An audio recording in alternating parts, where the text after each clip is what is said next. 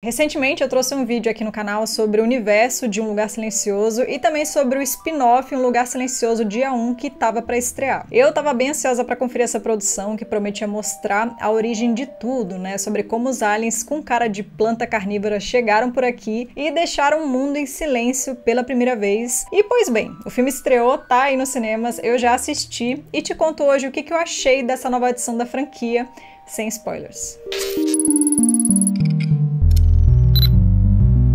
E aí, meu povo, tudo bem com vocês? Meu nome é Bella Eichler, esse é o Futurices e já deixa o seu like e inscrição agora no comecinho pra dar aquela força, tá? E hoje vamos falar finalmente de Um Lugar Silencioso Dia 1, filme dirigido e escrito dessa vez pelo Michael Sarnowski, que traz aliens cegos do mal, gatos mudos, onipresentes e personagens que precisam muito comer uma pizza mesmo em meio ao apocalipse, o que eu acho totalmente compreensível. Como eu falei, esse filme é um prelúdio de Um Lugar Silencioso parte 1 e 2, filmes que marcaram a estreia do ator John Krasinski, né, o nosso Jim de The Office, como diretor e roteirista. Os longas chamaram atenção, né, por trazerem através de orçamentos pequenos uma narrativa com conceitos bastante originais e desafios únicos envolvendo uma família que luta contra ETs mortíferos que ouvem muito bem. Nesse mundo, o silêncio é a única forma de sobreviver e os personagens vivem numa tensão constante. Mas você sabia que aqui, no mundo real, a gente também tá vivendo uma crise bem complicada? Sim, porque ainda não tem aliens caindo do céu,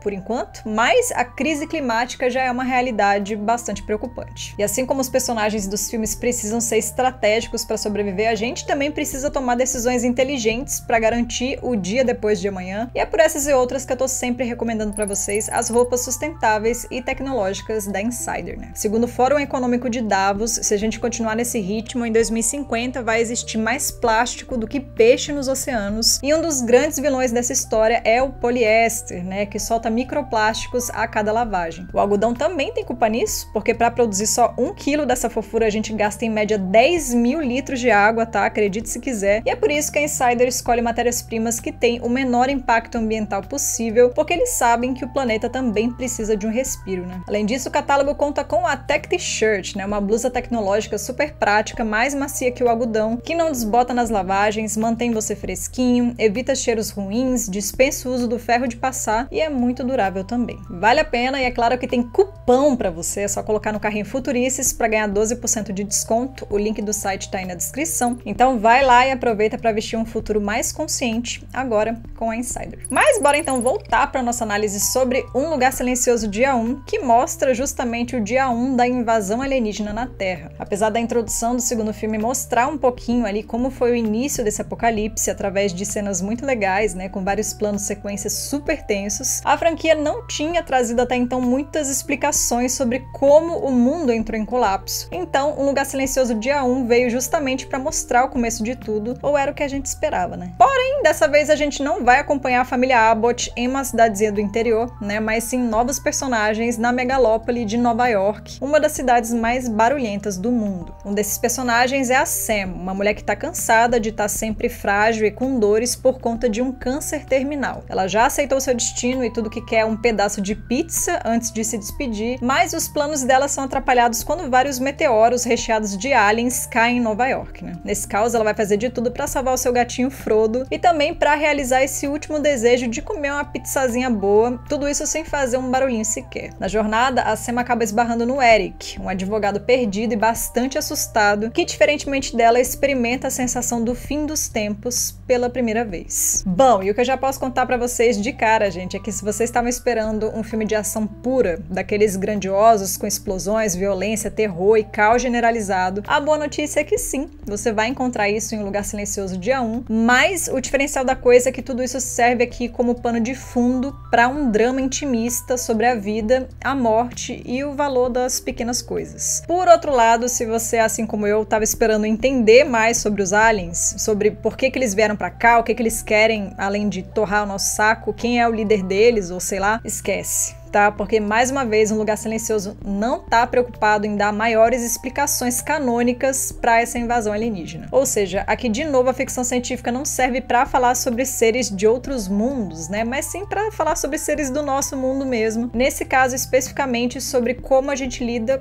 com o fim da vida. E eu acho que o diretor sabe trabalhar muito bem essas questões justamente através dos personagens, né? Da Sam e da sua interação com o Eric. Se mesmo em meio ao terror dos aliens, ela tenta encontrar um sentido antes do fim e consegue ser estável, né? Afinal, lidar com a iminência da morte é algo muito familiar. O Eric é um cara apavorado que busca na colega de Apocalipse um porto seguro. Então, apesar do personagem do Eric não ter muito a acrescentar aqui, o drama entre ele e a Sam se desenvolve de uma forma bastante orgânica e crível, o que é um feito se tratando de um filme de horror e sobrevivência, onde a dinâmica dos dois acontece em poucas palavras. Inclusive, a Lupita Nyong'o, como era de se esperar, tá mais uma vez incrível aqui, e mesmo sendo uma personagem casca-grossa, entrega muito na intensidade do olhar, o desespero e terror que é viver nesse lugar silencioso. Mas apesar de um roteiro que propõe profundidade, né, mesmo em um filme sobre apocalipse, ainda existem alguns clichês aqui, né, como os diachos dos jumpscares que acontecem tanto e de um jeito tão previsível que pra mim até estraga um pouco a imersão, sabe? Os sustos são colocados aqui à torta e à direito, sem muito propósito, além de criar tensão, se tornando uma estratégia cansativa depois de um tempo, né? Então eu acho que eles pesaram um pouco a mão aqui nesse aspecto. Outro ponto negativo pra mim é que o roteiro traz algumas conveniências que dificultam um pouco a suspensão de descrença, e um exemplo disso é a discrepância dos barulhos que atraem as criaturas. Às vezes um barulhinho de nada chama uma caraiada de alien, e às vezes um barulhão de um gerador ligado, por exemplo, chama um bicho só. Então eu acho que o filme pode se perder nessa lógica, tirando o peso dos riscos. Outra conveniência pro roteiro é o gatinho Frodo, né, que é uma das melhores partes do filme pra mim. Ele é muito fofo, muito espertinho e torna a experiência mais interessante. Porém, ele também deixa claro que muito provavelmente o diretor nunca teve um gato, tá? Muita gente falou, né, que o Frodo é um gatinho de serviço, então ele é treinado pra ser quietinho e obediente, mas rapaz, esse gato deve ser de pelúcia, viu? Não é possível. Os aliens estão tacando terror, tem coisa explodindo em volta, sempre tá se afogando na água, o mundo está literalmente acabando e o gato tá ali, pleníssimo, no colinho, fora que ele ainda é mudo, ele não mia, não ronrona, não resmunga, não faz barulho nenhum. E assim, gente, eu amo gato, tá? Eu tive gato minha vida inteira, eu convivo com o gato dos outros e eu não conheço nenhum que é assim.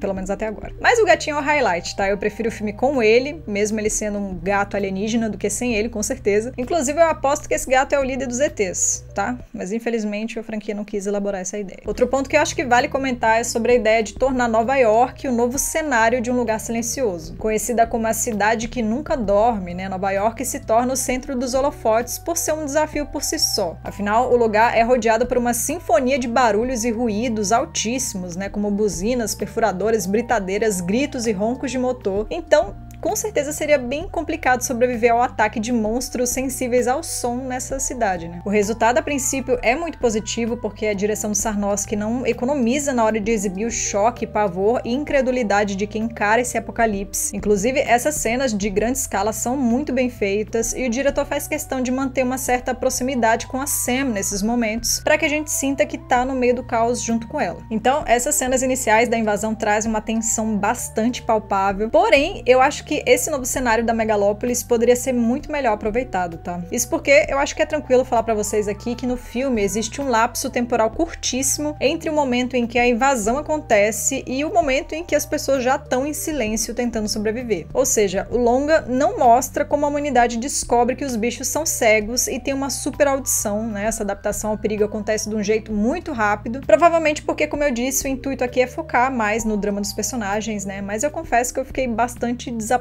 nesse aspecto, tá? Teria sido muito legal ver como as pessoas entenderam mais sobre os aliens, né, e criaram estratégias de sobrevivência no meio de um Deus nos acuda. Então, eu acho que acabou que a ideia de trazer Nova York como cenário não se justifica tanto, e tão pouco enfatizar que esse é o dia 1 do apocalipse, já que poderia ser facilmente o dia 3, 4 ou 11º que seja. Por outro lado, eu acho que Nova York se torna uma ambientação muito interessante quando emula o evento traumático de 11 de setembro, por exemplo, através dos objetos que caem do céu, destruindo a cidade, e dos personagens desorientados e aterrorizados em meio à poeira. Os planos gerais das ruas vazias e isoladas em vários momentos me lembraram também os dias de isolamento na pandemia, e tudo isso coopera para tornar Um Lugar Silencioso dia 1 um terror bastante familiar, por mais ficcional que ele seja. Então, no fim, se Um Lugar Silencioso Parte 1 e 2 procuravam basicamente explorar questões familiares em meio às dificuldades de um mundo pós-apocalíptico, Dia 1 traz uma narrativa mais emocional e existencialista que relembra os horrores do mundo real, enquanto cria uma alegoria eficiente sobre o que significa encarar o fim da vida. E assim, comparando com os filmes anteriores, esse é pra mim o longa mais fraco da franquia, mas avaliando o filme fora do cânone, eu diria que é uma história excelente sobre o fim dos tempos, seja nesse caso esse fim coletivo ou individual, né? Existem conveniências de roteiro e aparentemente uma indecisão da obra em ser um thriller dramático apocalíptico ou um blockbuster de ação com monstros alienígenas, mas eu digo que eu consegui sim vestir a camisa do filme, sabe? Eu me apeguei aos personagens, eu me emocionei no final, fiquei investida e tensa do início ao fim, então eu digo que o saldo é sim positivo. Mas e você? Você já viu Um Lugar Silencioso Dia 1? O que você achou do filme? Me conta aí embaixo que eu quero saber. E se você também ficou agoniado porque queria saber mais sobre os aliens desse universo, eu falo um pouco sobre isso nesse vídeo aqui, tá? Então vai lá assistir se você quiser. E se você gostou desse conteúdo, não esquece do seu like e da inscrição, que ajuda um montão.